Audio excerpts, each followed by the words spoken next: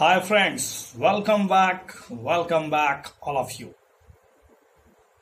नमस्कार, सबों का हार्दिक स्वागत है इस YouTube चैनल में। जैसा कि मैंने आपको पहले ही बताया है कि लगातार प्रश्नों की एक लंबी श्रृंखला और छोटी सी जानकारी के माध्यम से आपको मैं परिचित कराऊंगा। ढेर सारे प्रश्नों के साथ सहारे आपको ज्ञानवर बनाने की कोशिश करूंगा और बताऊंगा कि ये विभिन्न प्रकार के जो प्रश्न हैं उसे कैसे हैंडल करना चाहिए और how to read them. And इसके साथ साथ मैं आंसर के बारे में भी कुछ बेहतरीन शब्दों के साथ अपने भाषा में प्रकट करूंगा। तो अगर ये आपके लिए फायदेमंद है, बेहतर है, तो निश्चित रूप से प्रशंसनीय है। तो आप इसे शेयर करें और सब्सक्राइब करें अगर अच्छा लगता है तो। चलिए स्टार्ट करते हैं वीडियो को। पहला प्रश्न है, पहले परमाणु हथियार का प्रयोग ना करना के बारे में आपको विचार करना है। आपको पता है no first use nuclear doctrine, NFU, no first use nuclear doctrine के बारे में भारत के कंसेप्ट क्या रहे हैं। यह एक परमाणु शक्ति संपन्न राष्ट्र की एक पॉलिसी, एक प्रतिज्ञा या नीति को दिखाता है जिसके तहत जब तक कि परमाणु हथियारों द्वारा संपन्न कोई विरोधी राष्ट्र द्वारा हम पर हमला नहीं किया जाता है, तब तक हम परमाणु हथियारों का उपयोग युद्ध के साधन के रूप में नहीं कर सकते हैं या नहीं करना चाहेंगे। दूसरा, अब यह अवधारणा रासायनिक और जैविक हथियारों पर भी लागू होने लगा है। और तीसरा, भारत ने 1998 में दूसरा परमाणु परीक्षण यानी पोखरण 2 परमाणु परीक्षण करने के बाद उपयोग नहीं करने के संकल्प करने वाला पहला राष्ट्र बना। मतलब नो फर्स्ट यूज पॉलिसी अपनाने वाला भारत क्या पहला राष्ट्र है? तो बताइए। तीनों प्रश्नों को सुनने के पश्चात तो आपको नो फर्स्ट यूज पॉलिसी के बारे में मैं आज इस वीडियो में बताऊंगा। एक पहला प्रश्न है, तो आपने ध्यान से सुना कि नो फर्स्ट यूज पॉलिसी यह एक परमाणु हथियार संपन्न राष्ट्र की एक प्रतिज्ञा है, एक नीति है जो दिखाता है कि जिसके तहत जब तक कि कोई परमाणु शक्ति राष्ट्र विरोधी द्वारा किसी दूसरे देश पर अगर परमाणु बम से हमला कर दिया जाए तो ही हम परमाणु हथियार का उपयोग सेकेंड बार में करेंगे, पहले बार में हम लोग नहीं कर सकते हैं। अब इस अवधारणा को रासायनिक और जैविक हथियारों में भी शामिल कर लिया गया है। ओके, नो फर्स्ट यूज नीति का प्रस्ताव और प्रतिज्ञा करने वाला अगर पहला देश था तो वो भारत नहीं बल्कि चीन था। और उसने पहली बार 1964 में किसी भी समय किसी भी परिस्थिति में परमाणु हथियार का उपयोग ना करना कहते हुए परमाणु हमला प्राप्त की, परमाणु क्षमता प्राप्त की। भारत ने पहली बार 1998 में अपने दूसरे परमाणु परीक्षण यानी पोखरण 2 के बाद ही नो फर्स्ट यूज पॉलिसी को अपनाया था। तीन बातें निकलकर सामने आई कि नो फर्स्ट यूज पॉलिसी क्या है। इसके संदर्भ में दो बातें ध्यान रखें कि जब तक कोई देश जो किसी परमाणु शक्ति संपन्न है और वो किसी दूसरे देश पर यानी अपने विरोधी देश पर परमाणु हमला करता है और वह देश जिस पर हमला किया गया अगर उसका नो फर्स्ट यूज पॉलिसी अपनाया गया है तो वह दूसरे बार परमाणु हथियार से उसका मुकाबला करेगा और पूरी तरह से उसको नेस्तनाबूद कर देगा, उसको मिट्टी में मिला देगा। भारत का भी यही डॉक्ट्रिन है। भारत ने अब इसे रासायनिक और जैविक हथियारों में भी इसका इस्तेमाल करेगा। और तीसरी बात, भारत नो फर्स्ट यूज पॉलिसी करने वाला देश पहला नहीं है बल्कि इसको पहली बार घोषित करने वाला पहला, इस नीति को अपनाने वाला पहला देश चाइना था। ओके, और भारत ने इसको 1998 में जो परमाणु पोखरण परीक्षण हुआ था उस पर इसने नो फर्स्ट यूज पॉलिसी को अपनाया था। Okay good. इस प्रश्न के बारे में समझ गए। अब अगला आगे बढ़ते हैं। बहुत ही बेहतरीन क्वेश्चन है, सिंपल क्वेश्चन है। इस पर कई मूवी बनी हुई है। यह छोटा सा क्लिप है, आप प्रधानमंत्री सीरियल देख सकते हैं। इस प्रश्न को समझिए कि भारतीय सेना का कौन सा ऑपरेशन हरमंदिर साहिब, जिसको अमृतसर कहते हैं हम लोग, यानी स्वर्ण मंदिर गोल्डन टेम्पल के परिसर से जुड़ा हुआ है। Operation blue star, operation black thunder, operation cactus. तो आपको पता होगा, बहुत ही सिंपल प्रश्न है इसलिए आपने चेहरे पर एक स्माइल दी है। जी हाँ, इसका सही जवाब आपको पता ही होना चाहिए मेरे ख्याल से, operation blue star. Operation blue star आपको पता होगा और ऑपरेशन ब्लैक थंडर दोनों था। तो ऑपरेशन ब्लू स्टार के तहत भारतीय सैन्य कार्रवाई का कोड नाम था, जिसको लगभग जून के महीने में 10 जून को 1984 के बीच संचालित किया गया था, जिसके अमृतसर पंजाब में एक जनरल सिंह नाम का एक डकैत कहे या गुंडा कहे, जो भी कहे, जिसको पनाह दिया गया था आखिर कांग्रेस नहीं, वही आखिर सांप बन गया। फिर उसने एक तरह से आतंकवादी गिरोह का साथ लेना लिया और उन्होंने सरकार को चुनौती दी, भारत सरकार को, तो आर्मी बुलाना पड़ा और उसमें बहुत क्षति हुई, जिसके कारण हरमंदिर साहिब का नुकसान हुआ और इससे सिखों को आहत हुआ। और इसके मतलब बदले की भावना से कुछ सिखों ने, अर्थात उनके इंदिरा गांधी के बॉडीगार्ड ने ही उनको गोली मार दी। आपको पता होगा इंदिरा गांधी की हत्या हो गई थी इस ब्लू ऑपरेशन स्टार के गलती निर्णय के कारण। तो अब सावधानी बरती जाती है, जब किसी प्रकार का कोई सेंटिमेंटल मामला होता है तो उसमें उस कौम से जुड़े हुए लोगों के, बुद्धिजीवियों को बुलाना, उससे सलाह मशवरा करना, तभी इस प्रकार का कार्यक्रम करना चाहिए, एक्शन लेना चाहिए। चलिए, लेकिन देश की हित के लिए बहुत जरूरी था और इंदिरा गांधी ने एक बोल्ड कदम उठाया था जिसका खामियाजा उनकी हत्या के रूप में हुआ। अगला क्वेश्चन है, भारत में जो बैंकों का राष्ट्रीयकरण हुआ था वो राजीव गांधी के शासनकाल से प्रारंभ हुआ था। ओके। दूसरा ऑप्शन है कि लीड बैंक योजना के पीछे मूल विचार लक्षित और केंद्र बैंकिंग के लिए एक क्षेत्र दृष्टिकोण था। 1991 की नरसिंहम समिति, जो नरसिम्हम समिति थी, उसकी सिफारिश के लिए बैंकों को प्राथमिक लक्ष्य के रूप में लाभप्रदता के साथ परिचालन के लिए वाणिज्य तरीकों का अभ्यास करने के लिए स्वतंत्र होना चाहिए। सबसे पहली बात, इस प्रश्न को पहला लाइन तो गलत लगा होगा, क्योंकि बैंकों के राष्ट्रीयकरण की शुरुआत तत्कालीन प्रधानमंत्री इंदिरा गांधी के शासनकाल में 14 बड़े बैंकों का राष्ट्रीयकरण किया गया था 1969 में। उस समय 85% जमा जो था वो उस समय देश के 85% बैंक जमा के लिए जिम्मेदार थे। 1980 में 6 महीने और 6 नए बैंकों का राष्ट्रीयकरण कर दिया गया था। लीड बैंक योजना 1969 में शुरू की गई थी और इसके तहत हर जिलों को एक बैंक सौंपा गया, जहां उन्हें इंटीग्रेट करके बैंकिंग सुविधाएं प्रदान करने के रूप में कार्य करना था। और फिर 1991 में काफी बदलाव हुआ। 1991 की नरसिम्हम समिति ने सिफारिश की कि मौद्रिक नीति को पुनर्वितरणवादी लक्ष्यों से दूर हट जाना चाहिए। इसके बजाय बैंकों को प्राथमिक लक्ष्य के रूप में लाभ प्रॉफिट दृष्टिकोण के साथ संचालन के लिए वाणिज्य तरीकों का अभ्यास करने के लिए आगे बढ़ना चाहिए, उन्हें स्वतंत्रता देनी चाहिए। भारत रिजर्व बैंक ने बैंकों को अपनी इच्छा अनुसार शाखाएं खोलने, बंद करने की अनुमति दे दी है।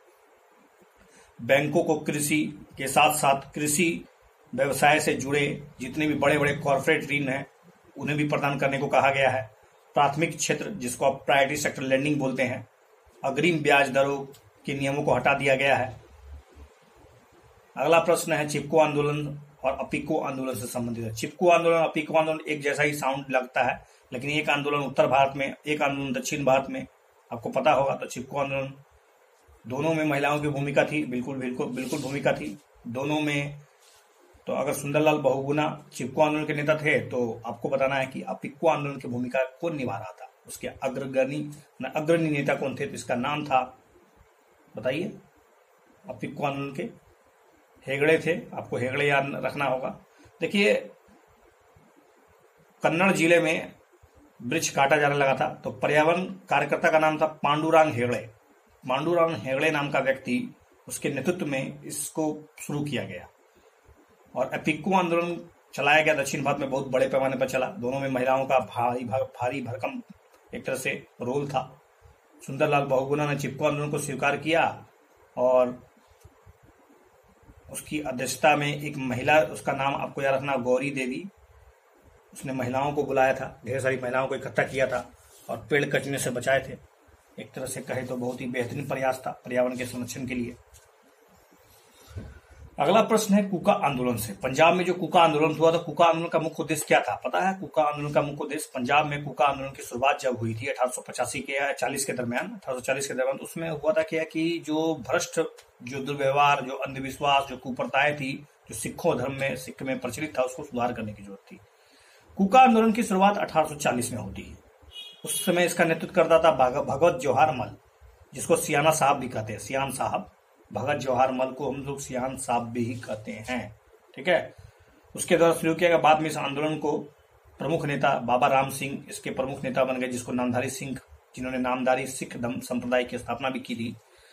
अंग्रेजों के पंजाब पर नियंत्रण करने के बाद क्या हुआ, आंदोलन धार्मिक शुद्धि अभियान से राजनीतिक अभियान में कन्वर्ट हो गया और इसका मूल सिद्धांत जाति और सिखों के बीच जो भेदभाव था उसको समाप्त किया जाए, मांस, मदिरा, शराब, ड्रग्स इत्यादि को हतोत्साहित किया जाए, अंतरजातीय विवाह को प्रोत्साहन दिया जाए, विधवा विवाह को मतलब एक तरह से प्रमोट किया जाए महिलाओं को मतलब महिलाओं की उन्नति हो, इस इत्यादि प्रयास किए गए थे क्यों का आंदोलन। यही याद 2-3 बातें याद रखेगा। ये तो 1840 में प्रारंभ हुआ था। भगत जवाहर मल सियान साहब के नाम से प्रसिद्ध थे। आगे चल के इसको आपको बता देना है कि बेद बाबा राम सिंह ने इसको नेतृत्व दिया और लगभग आपको पता चल चुका होगा इसका सारा आंदोलन का मुख्य भूमिका था। अगला क्वेश्चन है मगध साम्राज्य से और बिंबिसार से जुड़ा हुआ। बिंबिसार और अजातशत्रु जो मगध के मतलब एक राजा हुआ करते थे, एक समय की बात है। क्या उन्होंने बुद्ध धर्म को स्वीकार किया या बुद्धों के सिद्धांतों को स्वीकार किया और उसके अनुयायी बन गए, शिष्य बन गए? तो जी हाँ, बिल्कुल ये सही है कि मगध साम्राज्य के जो राजा थे बिंबिसार, और आगे चल के फिर बिंबिसार का पुत्र अजातशत्रु जब गद्दी पर बैठा तो दोनों ने ही एक तरह से बुद्ध के विचारों को स्वीकार किया, प्रसार प्रसार किया। बुद्ध ने अपने जीवन काल में उत्तर भारत में दूर दूर जाकर अपना संदेश फैलाया और संदेश में ईश्वर, आत्मा, कर्म, पुनर्जन्म इत्यादि जैसे आध्यात्मिक प्रश्नों पर विचार किया। तो आप ध्यान से सुनिए, ना तो उन्होंने कर्म मतलब पुनर्जन्म, ना ही ईश्वर, ना ही उन्होंने आत्मा, कर्म इत्यादि पर उसने कोई ज्यादा फोकस नहीं किया। इन चीजों से वो दूर रहे, इन चीजों के बारे में उन्होंने कोई मतलब विचार प्रकट नहीं किया है। बुद्ध नालंदा कभी नहीं गए, ऐसा हो ही नहीं सकता। बुद्ध नालंदा गए, सरस्वती गए। तो चलिए एक बार फिर से जान लेते हैं। बुद्ध के सबसे महत्वपूर्ण जो शिष्य थे उसमें आपको पता होगा आनंद थे, कश्यप था, उपाली था, कौशल और प्रसन्नजित भी थे। और मगध के बिंबिसार और अजातशत्रु भी उनकी राजाओं, बड़े बड़े राजाएं थे, उनके सिद्धांतों को स्वीकार किए, उनके शिष्य बन गए। बुद्ध अपने जीवन काल में पूरे उत्तर भारत में घूमे, उत्तर भारत में घूम घूम कर अपना संदेश फैलाया। बनारस गए, राजगिरी गए, श्रावस्ती गए, वैशाली गए, नालंदा गए, पाटलिपुत्र गए, अलग अलग जगहों का दौरा किया। और दौरा करने के दौरान उन्होंने ईश्वर, आत्मा, पुनर्जन्म इत्यादि के विचारों से अपने आप को दूर रखा। उन्होंने इन विवादों पे, निरर्थक विवादों से बचकर उनसे उलझा नहीं, स्वयं को व्यवहारिक समस्याओं से ही जोड़कर रखा। आखिर जीवन का कारण क्या है, जीवन दुखी क्यों है, मनुष्य दुखी क्यों है, दुख का कारण क्या है, इनके दुख का निदान क्या है, मनुष्य को किस प्रकार अपने जीवन को चलाना चाहिए, ये जो 4 सिद्धांत। उसके बाद उन्होंने अष्टांगिक मार्ग का सिद्धांत दिया, मीन पाथ का थ्योरी दिया, इत्यादि को उन्होंने प्रमोट किया। ये ईश्वर, आत्मा, पुनर्जन्म इत्यादि पर उन्होंने कभी अपना विचार प्रकट नहीं किया है। और बुद्ध नालंदा का दौरा तो किए ही थे। चलिए अगला क्वेश्चन है कृषि से संबंधित अस्थाई बंदोबस्त व्यवस्था। आपको पता होगा परमानेंट सेटलमेंट, अस्थाई बंदोबस्त व्यवस्था जो अंग्रेजों के द्वारा क्यों लाया गया था, आखिर उद्देश्य क्या था? क्या कृषि के निवेश को प्रोत्साहित करना अंग्रेजों का एक चाल था कि कृषि में निवेश, जब इन्वेस्टमेंट बढ़ेगा तो कृषि का उत्पादन बढ़ेगा, उत्पादन बढ़ेगा तो उससे टैक्स ज्यादा वसूला जाएगा, इसलिए अस्थाई बंदोबस्त को लाया गया था। और अंग्रेज को उम्मीद थी कि इससे क्या हुआ, किसानों का एक वर्ग उभरेगा जो आगे चलकर उनके लिए ही, कंपनी के प्रति ही वफादार बन जाएगा। तो दोनों ही कथन बिल्कुल ही सही है। पता ही होगा अस्थाई बंदोबस्त प्रणाली जो शुरू की गई थी वो ब्रिटिश अधिकारियों ने बंगाल के विजय के बाद प्रारंभ कर दिया था, ताकि उनको लग रहा था जो समस्याएं, कृषि समस्याएं हैं, जो कृषक लगातार समस्या सामना कर रहे हैं, उत्पादन ठीक से ढंग से नहीं हो रहा है, बार बार अकाल आ जा रहा है। 70 के दशक में तो बहुत, 70 का दशक मतलब 1770 के दशक में बहुत सा अकाल आया, कृषि उत्पादन में धड़धड़ा के गिरावट आ गई, ग्रामीण अर्थव्यवस्था चौपट हो गई, बंगाल की मतलब पूरी तरह से अर्थव्यवस्था चौपट हो गई। अब अधिकारियों को लग रहा था कि कृषि व्यवस्था को कैसे प्रोत्साहित किया जाए, उसमें निवेश कैसे, इनपुट कैसे बढ़ाया जाए, राज्य के राजस्व को, संसाधनों को विकसित करने के लिए इन्होंने अस्थाई सेटलमेंट यानी अस्थाई बंदोबस्त व्यवस्था को शुरुआत की, ताकि किसानों को संपन्न और बनाया जाए, किसानों से आगे जागीरदार बनेंगे और यही जागीरदार आगे चल के एक बेहतर मतलब एक तरह से प्रोटेक्टर का रूप में काम करेंगे। यही था स्थायी बंदोबस्त व्यवस्था को किसने से शुरू किया था, इसके बारे में कमेंट में लिखिए अगर आपको पसंद आता है चैनल तो। अब अगला प्रश्न है 1857 के विद्रोह से। 1857 का विद्रोह इतिहास के महत्वपूर्ण आंदोलनों में से एक था। आपको पता होगा 1857 के विद्रोह के कारण बहुत थे। 1857 के विद्रोह की जो चिंगारी थी उसने मंगल पांडे से शुरू होते, दिल्ली से मेरठ थे, टाटा टोपे, झांसी की रानी और बहुत से नेताओं का बहुत से महान क्रांतिकारियों का नाम बोला जा सकता है। लेकिन यहाँ मकसद है 1857 की क्रांति जब हुई उसके बाद 1858 का एक्ट पास हुआ, भारत शासन अधिनियम जिस तरह से पास होता था, 1858 का एक्ट जब पास हुआ तो उसमें क्या क्या प्रावधान किए गए। तो सबसे पहले तो आपको पता होगा 1858 एक्ट जो पास किया गया इसने कंपनी के शासन को समाप्त कर दिया था। जी हाँ बिल्कुल, कंपनी के शासन को समाप्त कर दिया गया।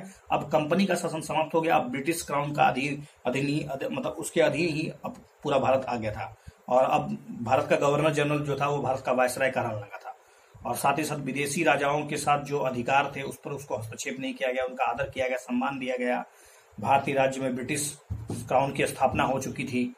ठीक है, तो 1857 का विद्रोह भारतीय इतिहास में एक बहुत ही महत्वपूर्ण मोड़ था। इसने शासन प्रणाली और ब्रिटिश सरकार की नीतियों में बहुत ही गंभीर परिवर्तन कर डाले। देश के प्रशासन की प्रत्यक्ष जिम्मेदारी ब्रिटिश क्राउन के तहत अब आ गई। कंपनी शासन को समाप्त कर दिया गया और 1858 को जारी किया गया महारानी की घोषणा। और इसमें इलाहाबाद में एक दरबार आयोजित किया गया। लॉर्ड कैनिंग दरबार में आए थे।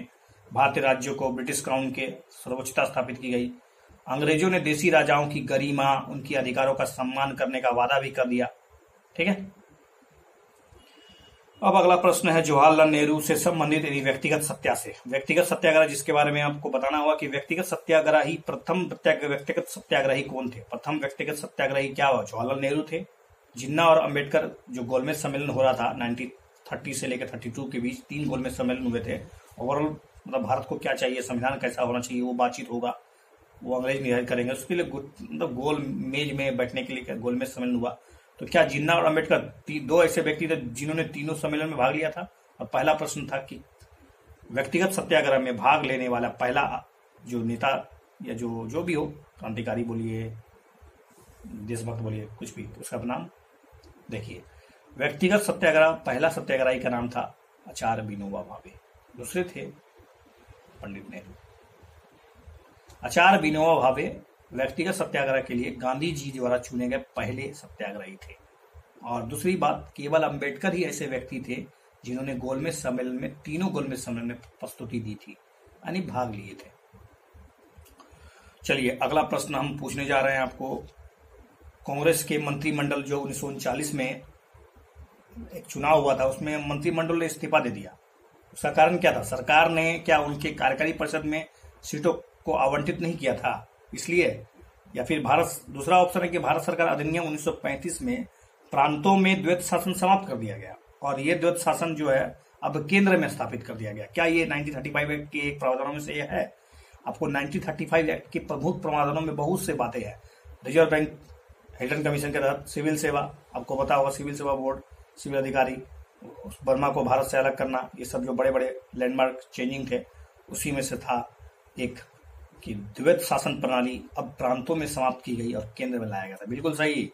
लेकिन पहला जो ऑप्शन था कि 1939 में कांग्रेस ने जो इस्तीफा दिया था उसका कारण इसलिए नहीं कि उनके कार्यकारी परिषद में उसको भाग नहीं, बल्कि 1939 में कांग्रेस के लोगों ने या मंत्रियों ने इसलिए इस्तीफा दे दिया क्योंकि जो सेकेंड वर्ल्ड वॉर हुआ था उसमें भारत से पूछे बिना भारत की भागीदारी को शामिल कर लिया गया कि भारत अंग्रेजों के साथ है, अंग्रेजों के साथ लड़ेगा।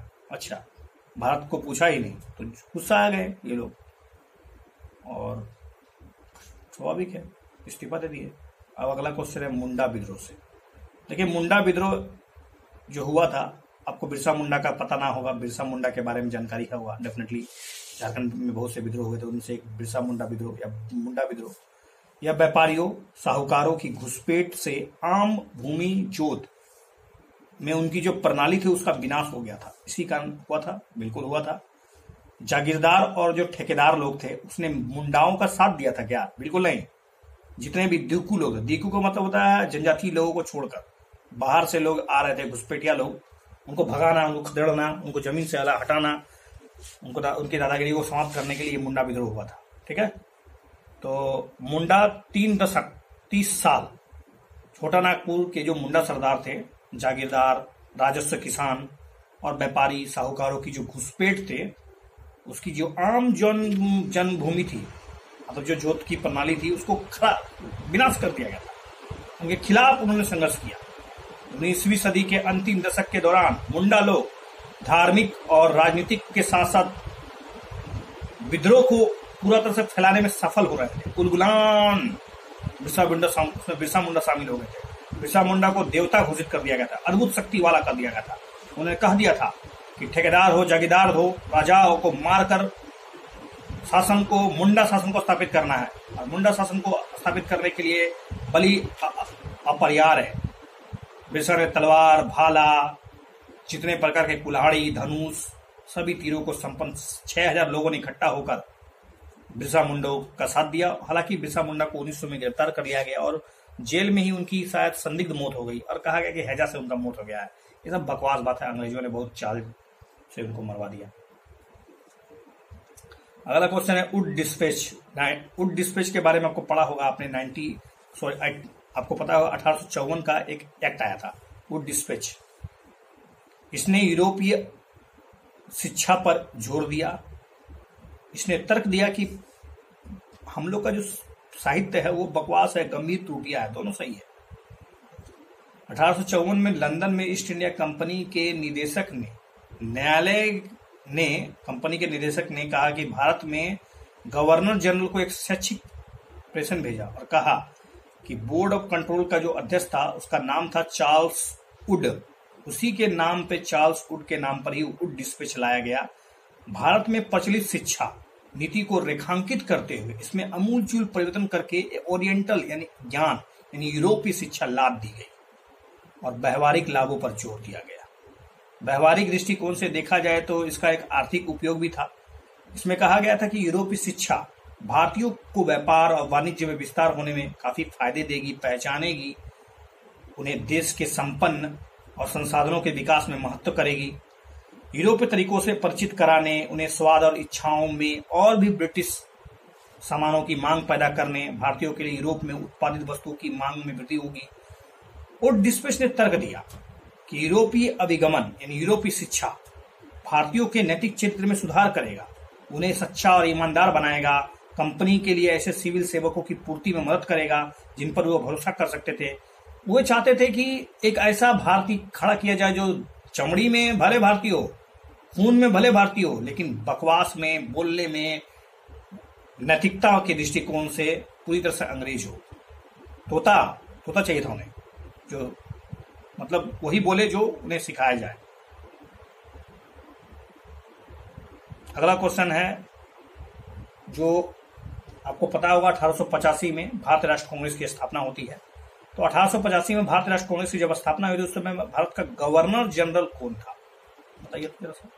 देखिए 1858 में जब गवर्नर जनरल तो होगा नहीं, भारत का वायसराय पूछा जाएगा। तो भारत का वायसराय था उस समय लॉर्ड हार्डिंग या फिर डफरिन। जी हाँ, यहाँ पर डफरिन था, ढोल बजा के डब डब डब डब उसने कांग्रेस की स्थापना की। ठीक है। और अगस्त प्रस्ताव से संबंधित है कि अगस्त प्रस्ताव में भारत राजनीतिक नेतृत्व के समर्थन प्राप्त करने का एक प्रयास था। अगस्त प्रस्ताव के माध्यम से युद्ध में, क्योंकि सेकंड वर्ल्ड वॉर स्टार्ट होने वाला था, तो उसमें भारतीयों का एक समर्थन चाहिए था, तो अगस्त प्रस्ताव इसलिए लाया गया था। तो बिल्कुल सही बात है। तो आपको पता होगा 1885 में जो लॉर्ड डफरिन के शासनकाल में ही मतलब INC की स्थापना होती है। अब स्वदेशी आंदोलन से जुड़ा हुआ कुछ प्रश्न पूछ लेता हूं मैं। स्वदेशी आंदोलन की विशेषता क्या थी? एक तो आत्मनिर्भरता पर बल देना। जी हाँ, बिल्कुल आत्मनिर्भरता पर बल दिया गया था। किसानों की व्यापक भागीदारी थी। तो मेरे ख्याल से आप यहाँ पर सोचिए, स्वदेशी आंदोलन में किसानों की व्यापक भागीदारी नहीं थी। हाँ, सांस्कृतिक पुनरुत्थान हुआ था तो बिल्कुल हुआ था, तो इसमें आपको पता चल चुका होगा। सबसे पहले तो हम ये बताते हैं कि देखिए, इसमें स्वदेशी वस्तुओं पर बहुत जोर दिया गया था, विदेशी वस्तुओं का बहिष्कार किया गया था, विदेशी कपड़ों का बहिष्कार हुआ था, सार्वजनिक रूप से जलाया गया था, विदेशी निर्मित जो चीनी था, नमक था, उसका बहिष्कार करो, हमारा जो धोबी है वो विदेशी कपड़ा नहीं धोएगा, पंडित पूजा नहीं करेगा, सार्वजनिक बैठकें होती है, जुलूस होती है, स्वयं सेवकों का दबाव समूह बनता है, पारंपरिक लोकप्रिय त्योहार और मेलों का आयोजन किया जाता है। ठीक है, यही है स्वदेशी। तिलक उत्सव मनाया जाता है, शिवाजी त्योहार मनाया जाता है। पश्चिम बंगाल में ही नहीं बल्कि पूरे पश्चिम भारत में भी इसका प्रसार होता है। और बंगाल में पारंपरिक लोक रंग मंच के रूप में स्वदेशी आंदोलन, जो कि 1907 में प्रारंभ हुआ था बंगाल विभाजन के विरोध से पहले, चूंकि बंगाल विभाजन की घोषणा होने वाली थी, तो 16 अक्टूबर 1905 को एक शोक दिवस मनाया जाता है। रविन्द्रनाथ टैगोर ने पूरा तरह से भारत में मतलब एक हिंदी मुस्लिम एकता स्थापित करने के लिए उन्होंने कहा था कि एक दूसरे के हाथ में कलाई में राखी बांधा जाए। ये सब हुआ था, महत्वपूर्ण घटनाएं थी ये जो स्वदेशी आंदोलन एक तरह से। हालांकि इसमें किसानों की व्यापक भागीदारी नहीं थी, सीमित भागीदारी थी। अब भारत छोड़ो आंदोलन जो हुआ था 1942 में, 8 अगस्त 1942 को भारत छोड़ो प्रस्ताव पास किया गया था। तो भारत छोड़ो आंदोलन की शुरुआत जो हुई थी 1942 में महात्मा गांधी ने की थी। सब बिल्कुल सही है, महात्मा गांधी ने ही 1942 में भारत छोड़ो आंदोलन को शुरुआत की थी। कांग्रेस को गैर कानूनी घोषित कर दिया था इस आंदोलन के दौरान, अंग्रेजों ने कांग्रेस को गैर कानूनी घोषित कर दिया, बिल्कुल। और फाइनली डाकघर, सरकारी भवन, रेलवे स्टेशन और छापे मारे गए, आग लगा दिया गया। और ये शुरू से ही मतलब हिंसक था। तो क्या ये ऑप्शन सही है कि शुरू से ही हिंसक था? जी नहीं, शुरू से हिंसक नहीं था। इसका पहला चरण शांतिपूर्ण था, अहिंसात्मक था। बाद में वो हिंसात्मक में बदल गया जब महात्मा गांधी को गिरफ्तार कर लिया था। सेकेंड वर्ल्ड वार प्रारंभ हो जाता है। द्वितीय विश्व युद्ध का लहर पूरा भारत के साथ साथ विश्व के तमाम देशों में रहता है। क्रिप्स प्रस्ताव जो लाया था वो दिवालिया बैंक कर दिया गया, उसको विफल हो गया। 8 अगस्त 1942 को भारत छोड़ो आंदोलन के माध्यम से करो या मरो का आह्वान करते हुए महात्मा गांधी ने बॉम्बे के ग्वालियर टैंक में घोषणा कर दी कि भारत छोड़ो आंदोलन, और उथल पुथल मचा दिया गया। यहाँ तक कि पंडित नेहरू, मौलाना आजाद जैसे बड़े बड़े लीडरों ने भी इसका विरोध कर दिया था, आलोचना कर दी थी। लेकिन बाद में गांधी जी का उन्होंने सहारा, नेतृत्व दिया। आंदोलन का पहला अगर हिस्सा देखा जाए तो जुलूस, प्रदर्शन, शांतिपूर्ण धरना, गांधी जी की रिहाई तक शांतिपूर्ण विरोध प्रदर्शन हो रहा था। लेकिन दूसरा चरण देखा जाए तो सरकारी भवनों पर हमला करो, रेलवे स्टेशनों को उखाड़ फेंको, छापा मारो, आगजनी लगाओ। आगे चल के घटना हिंसात्मक हो गया और लॉर्ड लिंथिगो ने कांग्रेस को इसमें शामिल पाया और इसके कारण उसने कांग्रेस को अवैध घोषित कर दिया, इलीगल कर दिया। तो इतिहास से संबंधित मैंने लगभग 12 से 15 प्रश्न पूछे, उसके बारे में थोड़ी थोड़ी जानकारी दी। अगर आपको ये वीडियो अच्छा लगता है तो आप मेरे वीडियोस को 2-3 बार देखें। अच्छा लगता है तो चैनल को सब्सक्राइब कीजिए ना सर। मैं इसी तरह के वीडियो और भी प्रस्तुत करूंगा। कुछ समय बाद मैं बोर्ड में प्रस्तुत करूंगा और भी बेहतरीन तरीका से इसे प्रस्तुत करने की कोशिश करूंगा। Thanks a lot for watching this video. Video को कंप्लीट देखें तभी आपको ज्ञान वर्धन होगा। Thank you.